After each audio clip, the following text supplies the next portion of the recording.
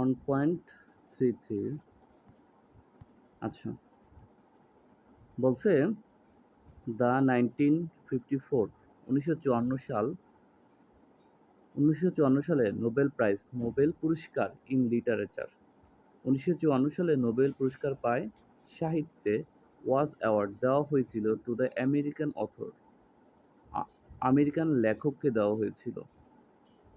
তার নাম হলো আর্নেস্ট হেমিংওয়ে। আচ্ছা, তাহলে 1954 সালে নোবেল পুরস্কার সাহিত্যের উপর দেওয়া হয়েছিল আর্নেস্ট হেমিংওয়েকে। তারপর বলছে কি ফর হিজ মাস্টার, তার দক্ষতার জন্য, অফ দ্য আর্ট শিল্পে তার দক্ষতার জন্য, অফ ন্যারেটিভ বর্ণনার, মানে আর্ট শিল্পের বর্ণনার দক্ষতার জন্য, হ্যাঁ, ডেমনস্ট্রেটেড প্রদর্শিত হয় in the world man and the sea.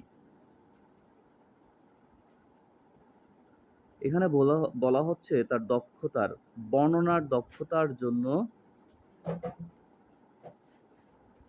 প্রদর্শিত হইত দ্য ওয়ার্ল্ড ম্যান অ্যান্ড সিতে, অ্যান্ড ফর দ্য ইনফ্লুয়েন্স, তার প্রভাবের জন্য, দ্যাট যাহা হি হ্যাজ এক্সার্টেড, তিনি প্রয়োগ করেছিলেন, অন কন্টেম্পোরারি স্টাইল, সমসাময়িক শৈলীতে।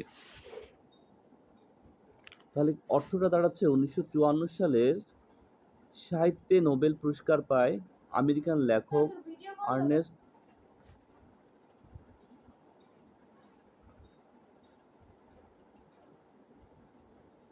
তাহলে বোঝানো হচ্ছে 1954 সালে সাহিত্যের উপরে পুরস্কার পায়, নোবেল পুরস্কারটা পায় আমেরিকান লেখক আর্নেস্ট হেমিংওয়ে, এবং তার শৈল্পিক দক্ষতার জন্য the world man and the সিতে প্রদর্শিত হয়, এবং সমসাময়িক শৈলীতে তার প্রভাবের জন্য দেওয়া হয়েছিল।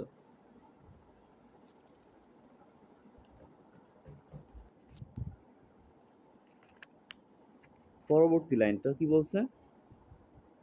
আনউইলিং, অনিচ্ছুক, টু ট্রাভেল, ভ্রমণ করতে, টু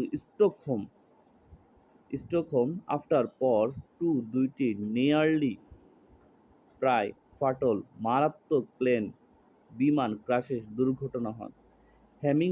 হেমিংওয়েতে আক্সড, যখন সি ক্যাপটকে, দ্য ইউনাইটেড স্টেটস, আমেরিকান যুক্তরাষ্ট্রের অ্যাম্বাসিডর, রাষ্ট্রদূত, টু সুইডেনে at the time, to read, পড়তে বলেছিলেন, টু অ্যাকসেপ্টেন্স, তার পুরস্কার গ্রহণের জন্য, স্পিচ, বক্তব্যটি। তাহলে যদি একসাথে অর্থগুলি করি তাহলে হয় স্টকহোম ভ্রমণ করতে অনিচ্ছুক প্রায় 2টি মারাত্মক বিমান দুর্ঘটনার পর। হেমিংওয়ে সুইডেনে মার্কিন যুক্তরাষ্ট্রের রাষ্ট্রদূত জন সি ক্যাপটকে তার পুরস্কার গ্রহণের বক্তব্যটি পড়তে বলেছিলেন।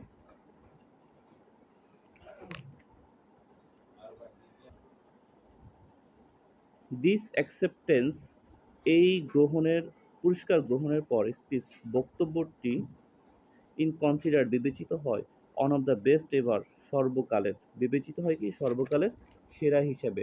তাহলে অর্থ দাঁড়ায় এই পুরস্কার গ্রহণের বক্তব্যটি সর্বকালের সেরাদের মধ্যে একটি হিসেবে বিবেচিত হয়।